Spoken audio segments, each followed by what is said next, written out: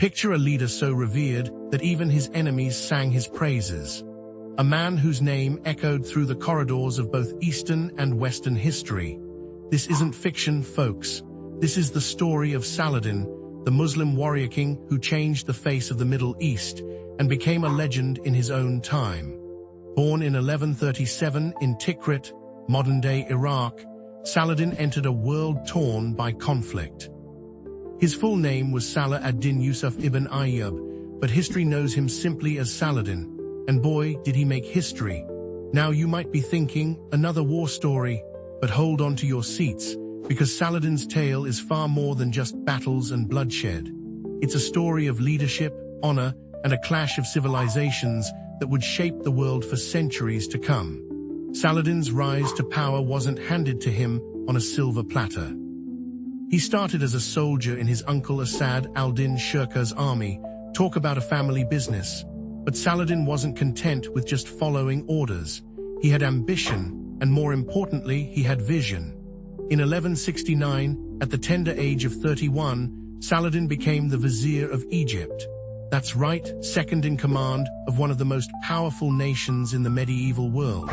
But for Saladin, this was just the beginning.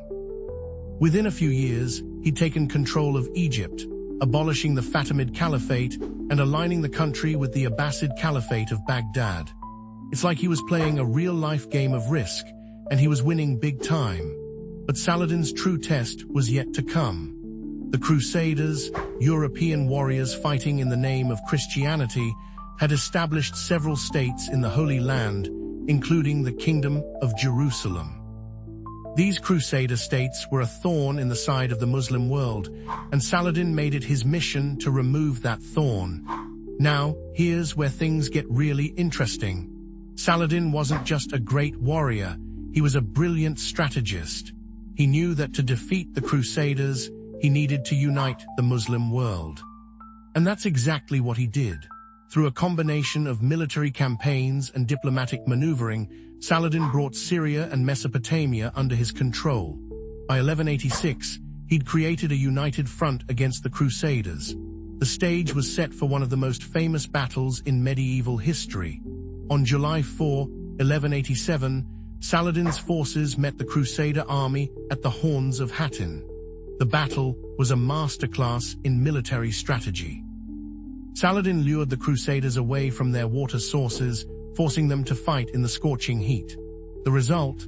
A decisive victory for Saladin and a crushing defeat for the Crusaders. With the Crusader army in tatters, Saladin moved quickly. City after city fell to his forces. And then on October 2, 1187, Saladin achieved what many thought impossible. He captured Jerusalem, the holy city that had been under Christian rule for 88 years. But here's the kicker. When Saladin took Jerusalem, he didn't unleash a bloodbath as the Crusaders had done when they captured the city in 1099. Instead, he showed mercy. He allowed Christians to leave the city safely and even permitted some to stay.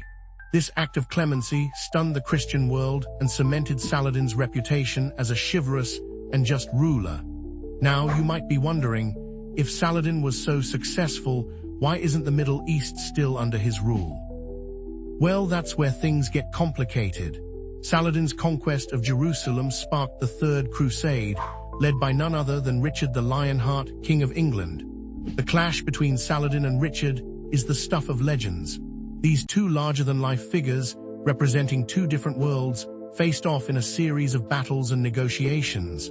Neither could gain a decisive advantage over the other. It was like watching two grandmasters play chess. In the end, Saladin and Richard reached a truce. The Crusaders kept a thin strip of coastline, but Jerusalem remained in Muslim hands. It wasn't a total victory for either side, but it was a testament to Saladin's skill as both a warrior and a diplomat.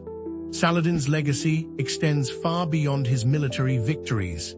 He was a patron of the arts and sciences, founding schools and hospitals across his empire. He promoted religious tolerance in an age of extreme polarization. In many ways, he was ahead of his time. But perhaps Saladin's greatest achievement was the impact he had on the imagination of both the East and the West. In the Muslim world, he became a symbol of unity and resistance against foreign invaders. In Europe, he was seen as the epitome of the noble enemy, a warrior king worthy of respect. Dante, in his Divine Comedy, placed Saladin in limbo with the virtuous pagans.